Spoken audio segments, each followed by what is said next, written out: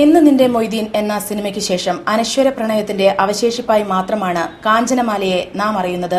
എന്നാൽ മുക്കത്ത് മൊയ്തീൻ തുടങ്ങിവെച്ച സേവാമന്ദിരത്തിന്റെ വികസനം മാത്രം സ്വപ്നം കാണുന്ന മനുഷ്യസ്നേഹി കൂടിയാണ് യഥാർത്ഥ ജീവിതത്തിലെ കാഞ്ചന. ശ്രുതി തിരുവമ്പാടി തയ്യാറാക്കിയ ഒരു റിപ്പോർട്ട്. മുക്കം എന്ന ഗ്രാമം, മതമൈത്രി കൊണ്ടും സംസ്കാരം കൊണ്ടും നിഷ്കളങ്കരായ ജനങ്ങൾ.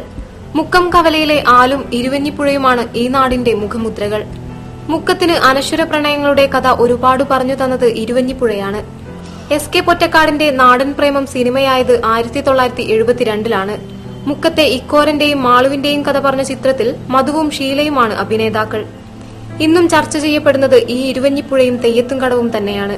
സത്യസന്ധമായ പ്രണയത്തെ ആഴങ്ങളിലേക്ക് കൊണ്ടുപോയ പുഴയും ആ പ്രണയത്തിനു വേണ്ടി ഇന്നും കാത്തിരിക്കുന്ന കടവും പിന്നെ കാഞ്ചനമാലയും. അനശ്വരവും അപൂർവവുമായ പ്രണയകഥ പ്രേക്ഷകർക്ക് പറഞ്ഞുകൊടുത്ത സിനിമയാണ് R.S. വിമൽ സംവിധാനം ചെയ്ത എന്ന് നിന്റെ മൊയ്തീൻ.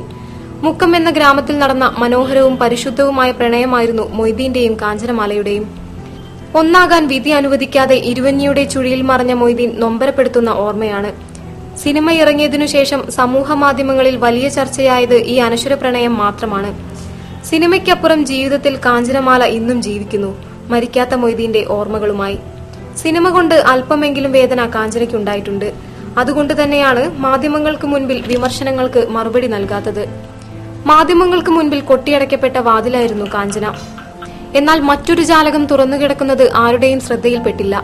BP മൊയ്തീൻ സേവാമന്ദിർ. മൊയ്തീൻ ആരംഭിച്ച് കാഞ്ചനമാലയുടെ നേതൃത്വത്തിലുള്ള സ്ഥാപനം. BP മൊയ്തീൻ സ്ഥാപിച്ച അനിത ചിൽഡ്രൻസ് ക്ലബ്, മോചന വിമൻസ് എന്നിവയ്ക്ക് പുറമെ പ്രായമായവർക്കുള്ള സായാഹ്ന സ്വർഗം, സ്ത്രീ രക്ഷാ കേന്ദ്രം, പ്രശ്നപരിഹാര കേന്ദ്രം, നിർധനരായവർക്ക് തൊഴിൽ പരിശീലനം, ലൈബ്രറി, എഡ്യൂക്കേഷൻ സെന്റർ തുടങ്ങിയവ BP മൊയ്തീൻ സേവാ കേന്ദ്രത്തിന്റെ കീഴിലാണ്. പഴയ സേവാ കേന്ദ്രത്തിന് ഇന്നൽപ്പം മങ്ങലേറ്റു. ഇപ്പോൾ താൽക്കാലിക ഷെഡിലാണ് സേവാമന്ദിരത്തിന്റെ പ്രവർത്തനങ്ങൾ. സേവാമന്ദിരത്തിന്റെ പുനരുജ്ജീവന പ്രവർത്തനങ്ങൾ. അതിനായി നമുക്ക് ഒരുമിച്ച് കൈകോർക്കണമെന്നാണ് മൊയ്തീന്റെ സുഹൃത്തായ ബാസിമാഷും പറയുന്നത്.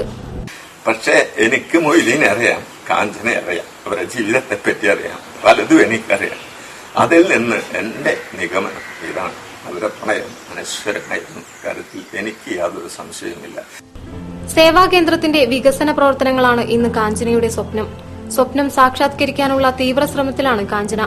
കാഞ്ചനയുടെ ഇനിയുള്ള ജീവിതം BP മൊയ്തീന്റെ ഓർമ്മകളുമായി മാത്രമല്ല, മറിച്ച് സേവാമന്ദിരത്തിന്റെ ചിറകുകൾക്ക് ശക്തി പകരാൻ കൂടി വേണ്ടിയാണ്.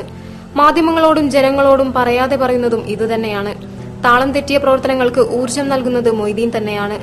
ചുവരിലുള്ള മൊയ്തീന്റെ ചിത്രം മറ്റൊരു തരത്തിൽ ഒരു വിശ്വാസമാണ്. പിന്നോട്ട് മാറാനല്ല, മറിച്ച് മുന്നോട്ട് നടക്കാനുള്ള പ്രേരണ. സേവാമന്ദിരത്തിന്റെ പുതിയ വികസന പ്രവർത്തനങ്ങൾക്ക് ഇനി വഴിയൊരുക്കേണ്ടത് സാമൂഹ്യ സാംസ്കാരിക പ്രവർത്തകരും സർക്കാരുമാണ്. മുക്കത്തു നിന്നും ജില്ലാ വാർത്തകൾക്ക് വേണ്ടി ശ്രുതി തിരുവമ്പാടി.